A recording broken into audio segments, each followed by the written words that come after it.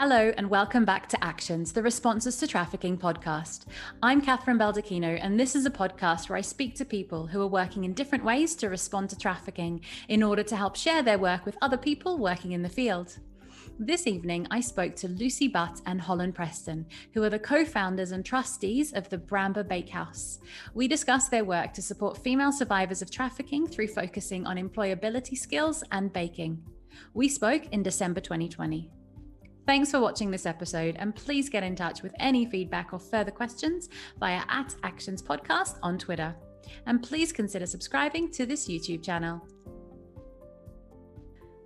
So welcome back to Actions. Today I'm speaking with Lucy Butt and Hollin Preston, who are co-founders and trustees of the Bramber Bakehouse. Welcome to both of you. Thanks for making the time to speak to me today. Thanks for having us. Hello. Yeah, thank you. So great to have you. Thank you.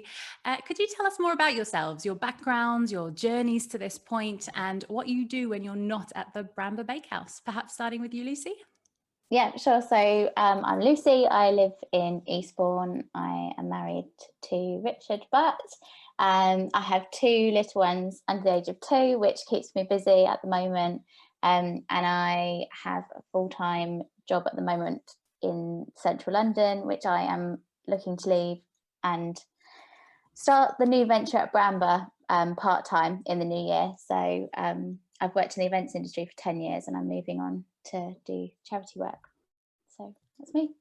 Brilliant. Very busy by the sounds of it. Yes.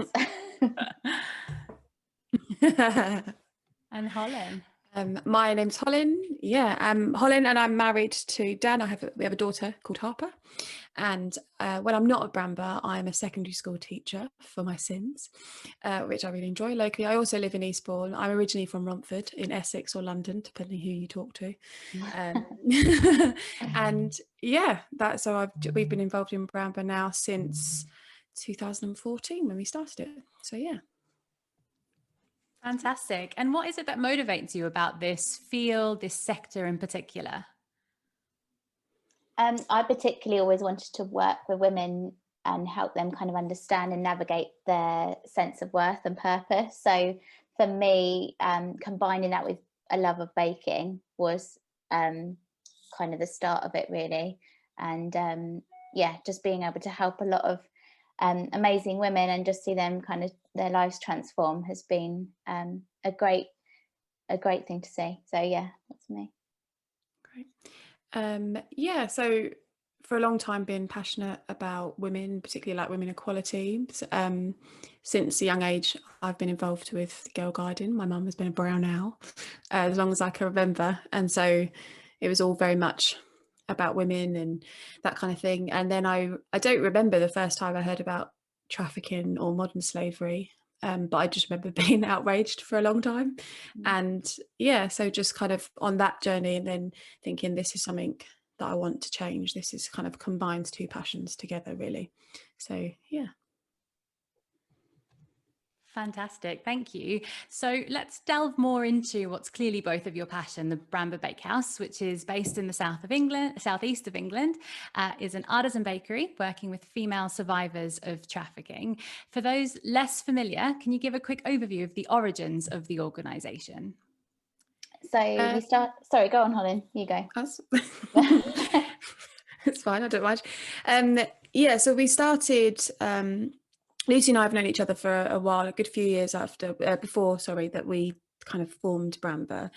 And a couple of kind of years prior to 2014, some friends and I kind of met weekly to kind of discuss kind of injustice issues and things. And I'm very practical. And so I kind of wanted to do something with this kind of passion, particularly now forming into this kind of slavery and modern human trafficking.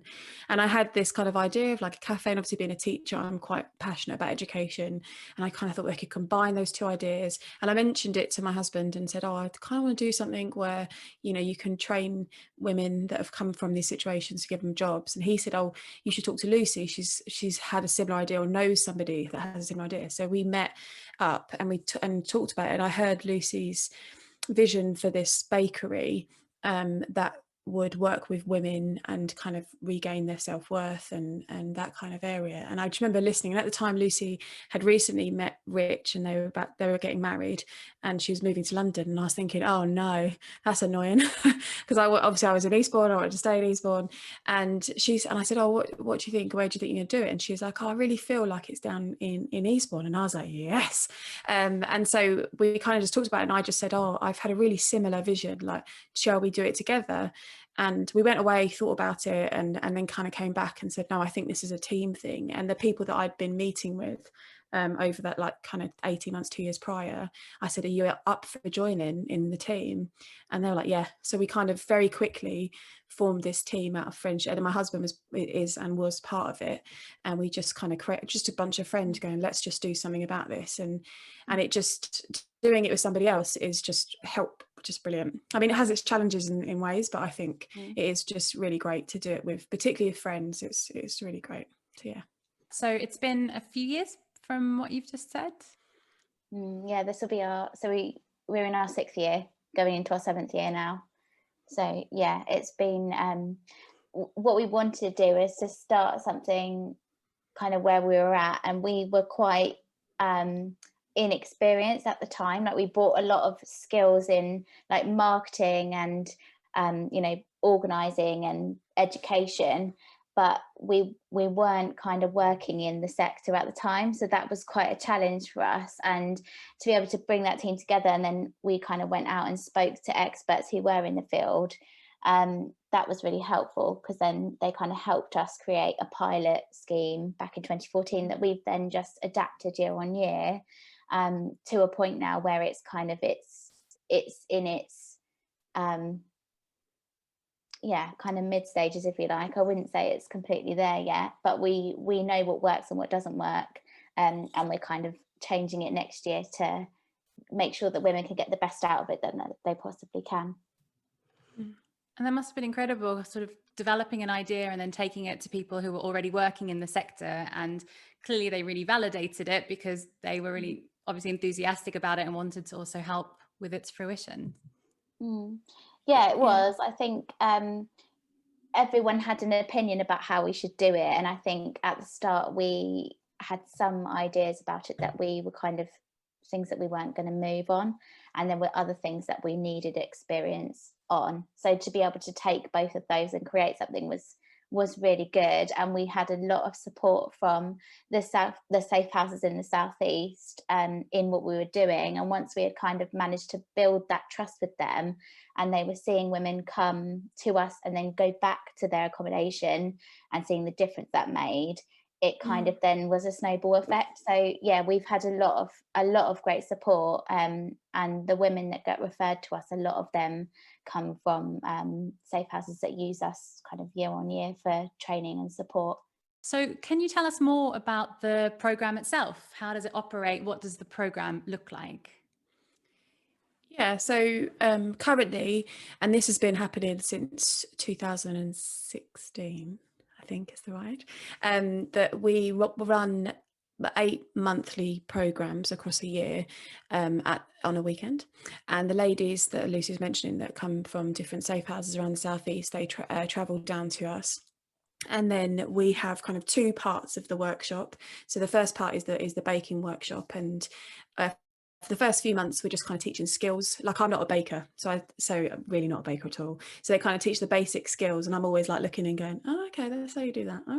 And then the second part of the workshop is we've partnered with an organisation that I'm sure you've probably come across, is Sophie Hayes Foundation, which is an employability programme that we run alongside ours. And I think one of the things, like Lucy was saying, we got a lot of kind of support from people, and one of our big things is like partnership. We just think it's so important, like not in reinventing the wheel, and if somebody's doing what you want to do, then let's partner. And we kind of did that with Sophie Hayes right from the beginning. They were a bit of a blessing actually, and a bit of a good find in the early stages. And so, yeah, so the first few months they do baking skills and then go through the kind of program that Sophie Hayes have created. And then kind of the month 3, we then go into kind of pop-up cafes where we sell what we make. So it kind of the program in terms of baking accelerates, and they start making like mass product and batch making to then sell. And the idea is, and it's usually worked, is that whatever they sell then funds the project, both going forward and then funds the next stage of the project too. So yeah, and they just love it. Like the therapeuticness of baking, that's not a word, but therapeuticness of baking is just amazing. And I think initially I was like, oh, it's a bit of baking, because I'm not a natural baker. And then you watch it and you think, gosh, actually this is really significant. And I think a lot of the time they gain this as much out of doing the baking as they do talking about kind of future and their person and careers, and just the combination of both those things is quite powerful. So that runs for 8 months, and then we have a graduation on the last month, which is most of our highlights, where we like really celebrate what they've achieved over the last 8 months. And just some of the feedback like we get, it always just goes, we just can't believe that we're part of it, when we hear how much of impact it's made. And you just read some of these comments and you just think, oh my goodness, this is quite special to be part of somebody's life in this way. But yeah.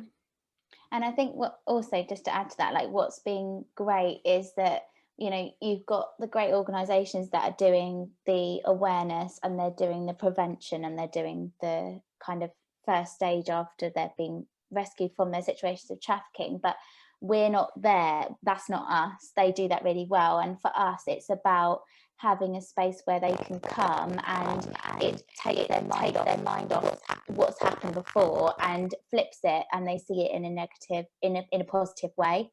So rather than us kind of talking about it in depth with them, obviously if that opportunity is around, we will take that and we will talk to them about it. But really it's about them having a space where they can build community with other like-minded individuals who have gone through similar trauma, and have a break from that, learn a skill, feel encouraged and confident to then go out into the world of work afterwards. So it's kind of that, it's that journey, isn't it, from the prevention all the way to the other end where they're gaining independence, and we're kind of at that other end. Yeah, I really like how you describe the kind of the role that different organizations play at different stages of people's journey, and the part that you see yourselves sort of fitting in. Does that mean that the women accessing your program are already either in the national referral mechanism or kind of exited from that and accessing longer term support? Or do you ever get people sort of very early after they've been removed or recovered from exploitation? We tend to get people that are through the referral mechanism. Partly that's our criteria to ensure that we're reaching people that we've said we're going to reach. They tend to be, most of the time, at least 6 months. That's probably the earliest from memory that we've had somebody taken out of their situation.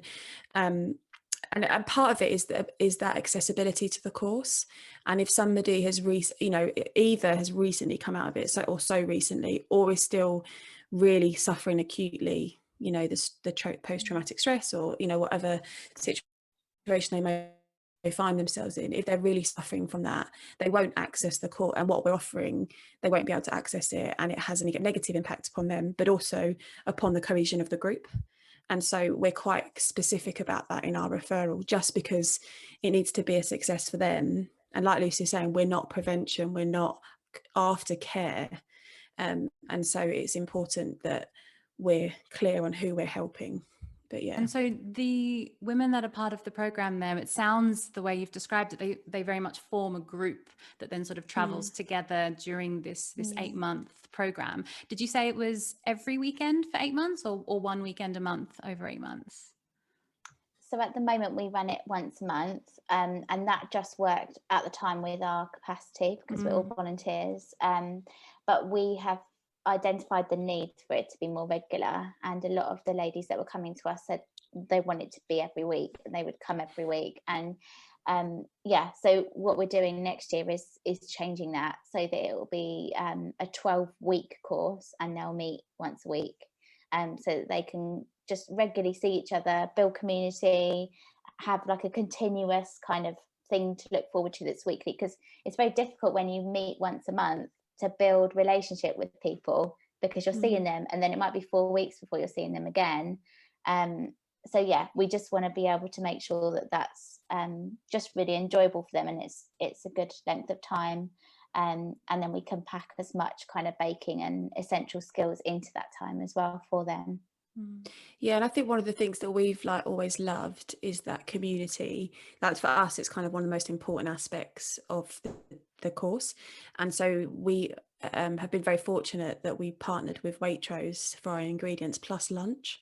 And so the lunch is always great, and it's a real central part of the day, and it's like where we all volunteers, ladies themselves all sit down together and we just eat lunch and we chat and we catch up, and because obviously when you're baking, you're in the midst of it, they don't really talk, they're just so diligent with the baking, and so they don't really like engage much in conversation, whereas lunchtime everyone just chats and talks and we listen to music and we chill.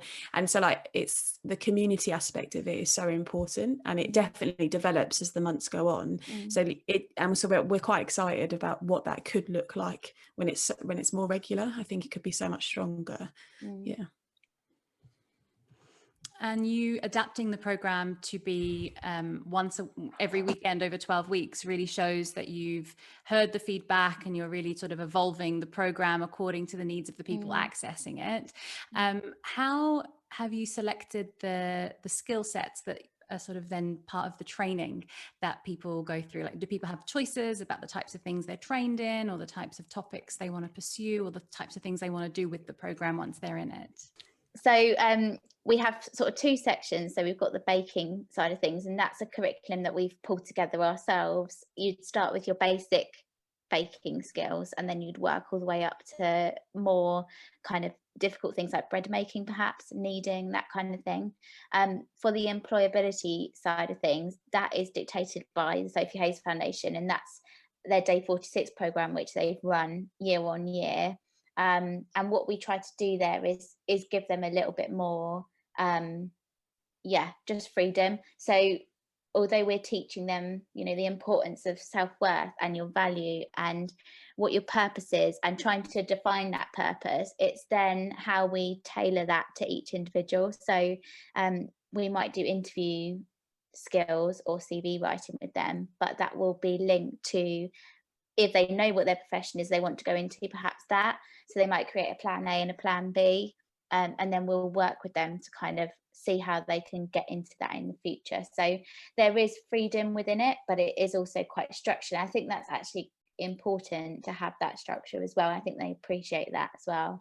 And is there an eligibility criteria for the program? Can women access the program if they don't have the right to work in the UK or unable to pursue sort of job options beyond the program, or is there specific criteria? It tends to be quite accessible. Obviously, for those people who are able to work, the tailoring the kind of employability side is definitely more beneficial than you can't. And I think one thing it does for those people at the moment who've yet to gain right to remain, for example, it shows what is possible, and it shows the steps that they would need to get in order to get there once, if and when that is granted. I think it can be quite helpful for some people who volunteer. I know there's some restrictions in regards to hours and what they can and can't do, but what we have found that it does is it shows, whether they're going to volunteer or employment, that they've committed to something, which is often something that they've not been able to show. It's not that they obviously can't do it. For some women it is more difficult than others, but it's that they've committed something of over a sustained period of time. We've written references for people both to the Home Office and other things, and part of that is to say this person is committed to this program, they've shown a great level of dedication to it, and they've really flourished in it. So that's one of the benefits for those people that maybe don't have the right to remain, that we can give references, particularly to the Home Office, but also for those that would like to work in the future, it's kind of a nice guide and stepping stone into how they do that. Yeah, that makes a lot of sense. And it does, I'm sure it's really helpful that people can, as you say, like have a program that they can show that they've been committed to, and equally they have the experience of then, which can be used on their CV and in applications. Are all the women who access the program all already based in the Southeast when they start the program, or have some moved to be in the program? At the moment, we haven't had anyone that I'm aware of that's moved to be on the program, but we do have quite a a large reach. So I mean, we're in Eastbourne, but we've kind of gone as far as North Kent, North London. So we do get quite a number of referrals that come from around the southeast. We know that there's a bigger demand than just the southeast, and we are aware of that, and it's something that we're looking into, and we hope to be able to kind of help and facilitate that in the future in some ways. But yeah, at the moment it really is quite surprising how far they will travel for it, and I think for us that's been a real confirmation that what we're doing is needed, because they will travel for 2 hours on a train, and they want to do that more regularly, and that's a big ask actually, but they never complain. They're always just very happy to have the opportunity. And what are some of the impacts that people experience as part of the program? So some of the feedback, so at the end of every workshop, like 8 months, we do an evaluation form on the last session, and a lot of the ones that have come through the last couple of years are things like, I've regained my confidence, I've seen that people see me as somebody who's got something to give, they say it in a much different way than that, but and that there are people out there that are willing to help them, and there are people out there that are not there to gain anything. It's just an opportunity for people to kind of show love to them, and that's always been so lovely, because it, obviously it makes us feel lovely that we can do this type of thing, and it makes us feel good, but as you said, like, we're all volunteers, so it's very much a sacrifice on our time and efforts and all this kind of thing. But when you get that feedback, you suddenly go, oh gosh, that's so worth it, that they just feel like that there's somebody who's cheering them on. And often we've had one, I think this time, where the person said to me that, I can't believe strangers would do this. And I suppose for them, unfortunately, their experience of strangers hasn't been positive. So to kind of actually put, from a personal perspective, put that trust that there are people that are good, and there are people that are willing to cheer you on, even though they don't know who you are yet. And that's been really positive. And I think one story that we had of success of this last workshop that finished recently was a lovely lady who had a real tough time before she kind of came on the programme with mental health and just those kind of things. And just by doing this 8-month programme, she told us this lovely story where she felt like we had just given her life back. And just through all the elements of the programme and the people, and so much so that she's just applied to go to university and have been accepted. And you just think, that she obviously had that desire in her. We didn't put that in there, but something by coming on the programme and through the support that she'd had through other services had brought out that I can attitude. And I think that's probably one of our, in terms of like measurable successes, I think that's probably the one where we always go, oh gosh, that's quite amazing. So yeah, that's what ladies get from it, I think. And you also mentioned at certain intervals, you also sell the things that have been made through the program, and that's partly how you keep the program funded.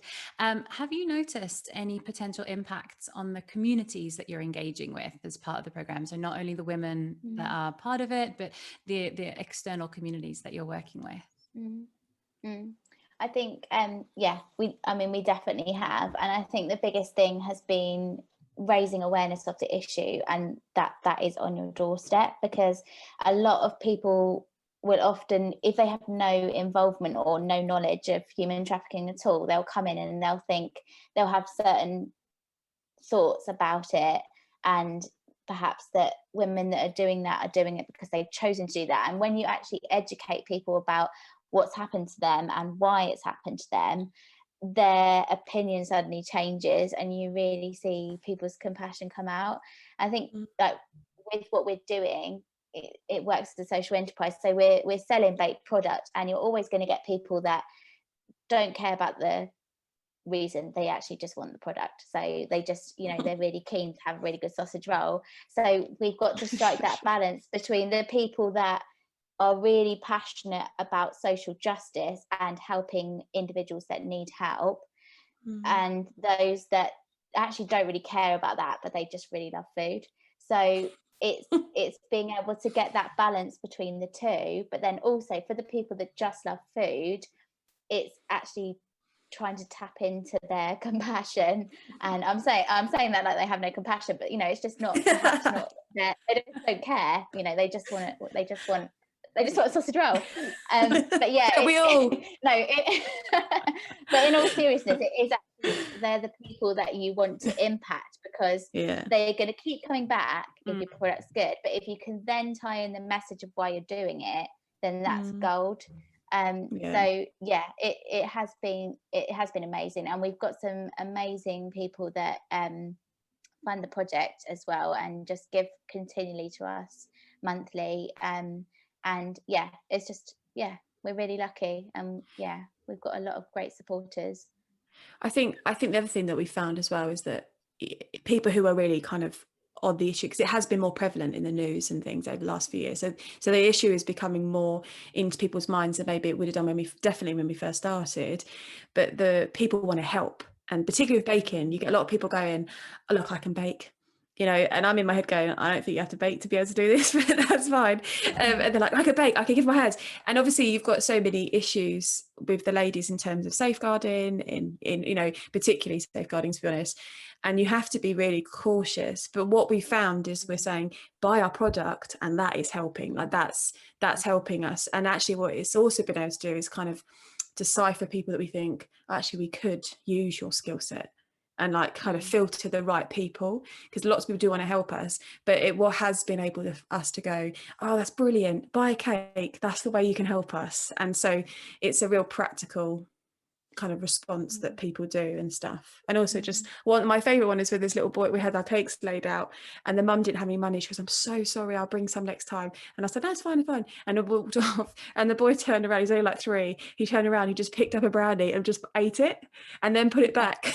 And I was like, you can take that, we can suffice £2.50 for that, you take that one. That was my favorite. No. And really interesting to hear that, because it's true, a lot of organizations do get a lot of interest from people that want to help, that have skills they feel could be used. And you're right, safeguarding is such a central concern in everybody's mind. But it is nice that you've got something to actually, you can channel people's enthusiasm and energy and goodwill into something that is really tangible and meaningful for the program, without having to kind of turn people away or kind of politely decline their offer of support. Yeah, definitely. And so there's so many things that I want to unpick about the program. What are some examples of good practice that you'd like to share, maybe with someone who's interested or considering this type of initiative? I think the first thing for us, which has been fundamental, is having a good team around you. And we have been really lucky that we have always had a great team, and year on year that team has increased, and we started with, I think, 5 of us. We've now got a team of 14, and they all bring different skills. And I think, like, particularly because we've been volunteering, you have to have people around you that are really passionate and they're really driven about what you're doing and they're really trustworthy. And we have just been really lucky that we've managed to get that. And I think, it would have been easy for us just to go out and just do it on our own, but actually we would never have seen the successes that we've seen so far. So I think, me and Hollin working together, but also having that other volunteer team around us has just been an amazing thing. I think everyone needs that really to succeed. Yeah, I think the other thing that we found, and only relatively recently within the last year, is when we first started, we obviously wanted to set up a charity to reap all the benefits that being a charity has. And so the team that we created, this amazing team that Lucy's mentioning, we'll all just be trustees. So we all became trustees because that's what you had to do. And then it was just kind of over time, we just realized, Lucy and I were just like, we're not propelling, we can't quite see the next stage because we're newbies, we're novices, we don't know what we're doing, we're just guessing. And I think our kind of skill set had reached a certain point and we needed to bring other people in that had more experience than we did. And so we kind of made the decision kind of back in like May 2019, May 2020 would have been awful, wouldn't it? May 2019. And so we're going to change the governance of the charity. And so we brought on new trustees, and that has made an exceptional difference to where we're going. And like Lucy said, like, we know we're changing it to next year. That has only really happened through the help of these trustees and having a broad range of experience. So one person that we thought we would never get was a lady called Anne Reid, who used to head up the Salvation Army anti-trafficking unit. Now, she doesn't know this, but me and Lucy are biggest fangirls of Anne Reid, like, ever, and we want to be her best friend, but we can't feel like we can get to that point yet. But so if she does listen to this, then this is an official invitation to be Lucy and my best friend. And actually people like Anne, she's just amazing to us. We were like, oh, we'll just ask, she's going to say no, and she said yes. And just her experience in, obviously, with, you know, trafficking has been phenomenal in terms of how you cater this program, the developing program for women. And then we've got a few other people in business and kind of in the hospitality industry and all this kind of thing. And I just think, if you're going to start something, be brave with who you're asking to help you, and ask those people that you don't think you're going to say yes. And eventually, after you wear them down, they might become your best friend. So... But yeah, that's what I'd say. So wearing people down and persevering at the top lines there. Yeah. And just be brave, just be daring. Ask if you know that they might have time, they might say yes. And if they don't, that's okay. Like, you never know unless you ask. I mean, we've always been like that. Hollin and I are both like that in that we're not afraid to ask, and sometimes we've asked really bold things and asked for large amounts of money, and I just think you just have to do it, and you know, we're never rude about it, but we're just brave about it, and we just ask, and it's always paid off. And I think the other thing with good practice and just thinking about people that might want to start similar things, or, you know, anything really, is to collaborate. And we're really keen advocates of collaboration, and we've seen that with the Sophie Hayes Foundation, but also with the safe houses that we work with as well. And just thinking about my role as I go forward to work for Bramber in February, it's how we can then build that on that collaboration. I think that's what you're doing, Kat, is really great, because you're filling the gap of lots of people needing to communicate and understand what's going on in the sector, and that's really great. And I think there's a lot of other things that could be done there to kind of help people to connect and collaborate together, so that it's less of kind of lots of different people doing things, but it's actually lots of people doing things but together, you know. So yeah definitely agree, and thanks for that as well. But yeah, totally agree. I think there is so much energy and so much skill, and there is so much to be done, so, you know, there's no point in duplicating. I think collaboration is absolutely fundamental to all of this, so thanks specifically for highlighting that as well. Are there things that you wish you knew when you started? So things maybe that didn't work so well initially, or things that you've sort of learnt by trying? And do you want to share any?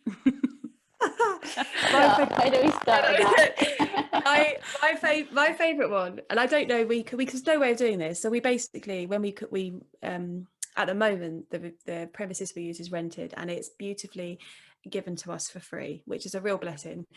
But some of the equipment is a little bit rubbish, like, and so we have to redo it. And my favourite one was when the ovens just stopped working, like just full out stopped working, and we were batch making to sell the next day, and we're like, we've got to make 300 cakes, they're just not working, it's just awful. And actually, so in the end, we went to Lucy's parents, like, they've got a nice house, bless them, but like, you know, just a bog standard oven, and poor Ruth Wickens, two others, Ruth Wickens, Lucy's mum, just baked 300 cakes, and we just tried, and it wasn't close, they live about 10 minutes away from where we were, so we had to like take these unbaked cakes, take them in the back of the car. I'm never doing that again. No. And so that was, we did it. And actually, do you know what? We look back at it now and we think, if we talk about it and we laugh, and I don't remember it being overly stressful. I remember it being like, oh gosh, we've got to sort it out, but it didn't feel manic. And if you tell somebody that we baked 300 cakes in a you know, domestic oven, you'd be like, oh my life, that must have been awful. And it wasn't great. We were like, but I think we just got to the point where, like Lucy said, we're just not afraid. We just went, okay, this is a nightmare, but let's go. And it was stressful in points, but I just don't remember looking back going, oh gosh, that, you know, it didn't feel mad. I don't know if Lucy might disagree, maybe I've just got rose tinted glasses about the whole situation, but it didn't feel particularly manic. And I think one thing that we've learned from that is like, okay, if we can cook 300 cakes in a domestic oven, we can do anything. Like it did kind of prove that this is the worst thing that could happen, and it's happened. So yeah, that was my favorite moment. I'm quite an obsessive personality type, and I like to make sure that everything's right and perfect before we start. And I think when we first started and had the idea, I wanted the vision to be in its entirety completed, and I wanted a bakery. I wanted to own it. I wanted us to have a kitchen that had all the best equipment, and just it was never going to happen that way. So I think once we kind of reality hit that was never going to happen, and then just thinking what can we do with what we have now, that was when it started to work. So I think yeah, obviously it's important to have big goals and things like that, but actually just starting where we were and then working our way up to here has been great, because otherwise we would literally still be talking about the idea and actually never doing it. And when I've spoken to people that have had similar ideas in the past or wanted to start things and they've said, oh, we don't have a start date, and even last week I was talking to someone, they said, oh, you know, we don't have a start date for when we want to do it. I said, just put a stake in the ground and say we're going to start this in June next year. And you know, it's got to be realistic, of course, but unless you're doing that, it's very difficult to work towards that. You could just keep going, oh, well, we'll do this, we'll do this, we'll do this. And for us, it was just saying, no, we're going to do this in September, and we're going to have women coming to us in September. And we were really fortunate that worked out that way. But yeah, just kind of going for it, being realistic, but going for it at the same time. Yeah, I think the other thing is, well, like, 'cause we had that, didn't we? There was a period of time that was quite frustrating. Like you said, we had this huge vision and we had no idea how to do it, and we started small, and that's how we had the one monthly workshops. And I think, but I look back at that time of just that frustration of waiting, and within that, that's where we got spoke to so many people, and it kind of fed that this is what it could look like. And I think maybe, you know, there is, like Lucy said, there is something going, right, I'm going to do this, but putting, what's the phrase, stake in the ground, is that what you said? Wasn't it? Putting a stake, nice phrase, putting a stake in the ground, and then going, okay, that's when I'm doing it, what do I need to know before I get there? And you know, you're never going to know everything. As you've probably worked out, we don't know everything now, but it is about investing in your knowledge and making sure that you know as much as you can in order to make it as much as a success it is going to be. So yeah. And also I think adaptability is really important, because what we created at the start was never going to be what we've got now, and we had to think about the person, the customer. And for us, the customer is the woman who needs support and education to help them into work. So for us, it's less about how our cakes taste, although that is important, and it's more about what are we making sure we're doing so that those women have exactly what they need to get ahead and get on and have independence. So I think, yeah, we have adapted a lot, and at times it's felt quite fast paced, but I think what we've got going now and what we plan to do next year is going to be of real benefit to those people that we want to serve.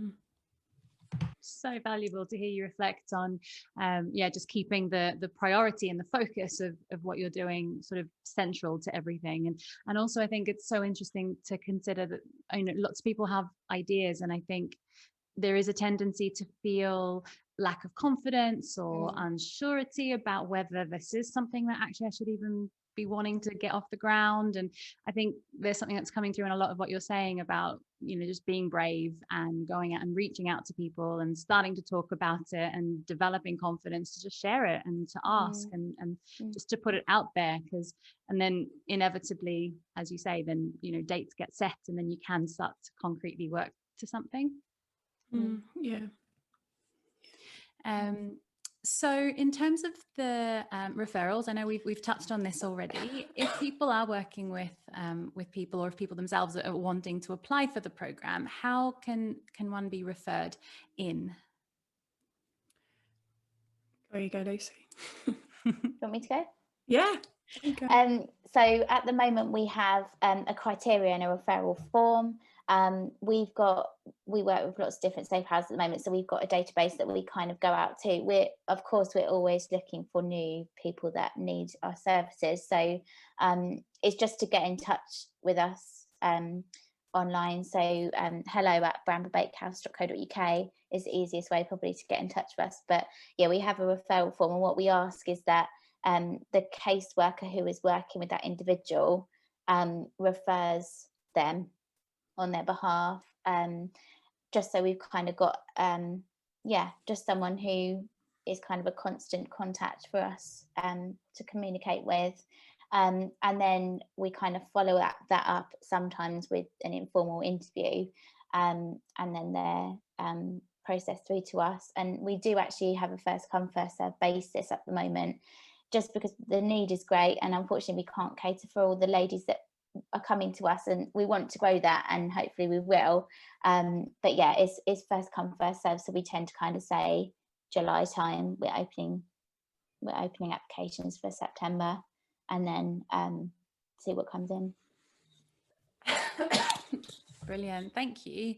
And you have touched on this already, but just to hear some more about your plans for 2021. So you're adapting the program, it's going to change a little bit next year. Can you elaborate more on what these big plans that you have for next year? So at the moment we have space for 6 women. As Hollin said before, we're renting a premises at the moment free of charge. We hope to be able to have something that is more regular. We're just working out at the moment how that looks, so whether we collaborate with somebody else or we get somewhere of our own. But the idea is that it provide us with an opportunity to have bigger space, so we'll be able to facilitate more ladies. So we hope to be able to have space for 10 women on each programme that we run, and we want to be able to run that 3 times a year. So we hope that with that we can go from 6 to 30. And then increase that year on year, and it would be amazing to be able to see every woman that was in a safe house coming on Bramber Bakehouse, and that's kind of where we want to get to. So yeah, we hope to be able to see 30, and that would be great to not have to turn anyone away. Incredible, really big plans. That would be an incredible milestone to start seeing that number of people each year. What an impact. Yeah. It would be nice to not. It would be nice to not say no. And it is very hard and can be heartbreaking, because you're reading stories that you know they need the program. It's just there's not the space. And for us, that was where again the adaptability came into it. Is we've got this need. We've got to be able to cater for these people. And how do we do that? We need someone who's working on this and is more kind of committed to it than just evenings, weekends, around and about, and we need our own premises to be able to do it more regularly. So those 2 things we hope will propel us and just help us and help women that need it. So good luck with that. I really, really hope it all works out. That's incredible. Unfortunately, yes, fingers crossed. Unfortunately, that is all the time we have though for today. Thanks for coming onto the podcast and for sharing with us. Thank you for inviting us. Great pleasure. Thank you. What should people do then if they would like to find out more or get in touch with you? So they can follow us on our social media, so Instagram, Facebook and Twitter. We also have a website, bramberbakehouse.co.uk. They're the kind of ways to see what we're about and then what we're up to. So yeah. Brilliant. I'll include all of that information also in the show notes as always. So thanks again to both of you, Lucy and Hollin. Thank you so much. Thank you. Thank you. It's been great for having us. Yeah, it's been wonderful. Thank you. Thank you. And thank you to the listeners or the viewers. Until the next one, goodbye. You've been listening to Actions, Responses to Trafficking podcast. Music used in this episode is Inspiration, written by Referral and sourced from freepd.com. Actions is produced and presented by Kathryn Baldacchino.